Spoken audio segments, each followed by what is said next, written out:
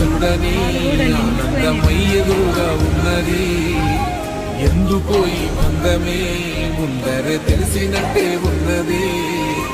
నిర్రెబారిన నేల తులసిని పడగానే పులకరించినట్టు నీలో నింగివాలు జడన సింగిడి పువ్వులే కొత్త కొత్త సంబరాలో 7 సంద్రాలు దాటొచ్చి ఊరు చేరావు ఇంకెన్ని చిత్రాలు ముందు చూడాలో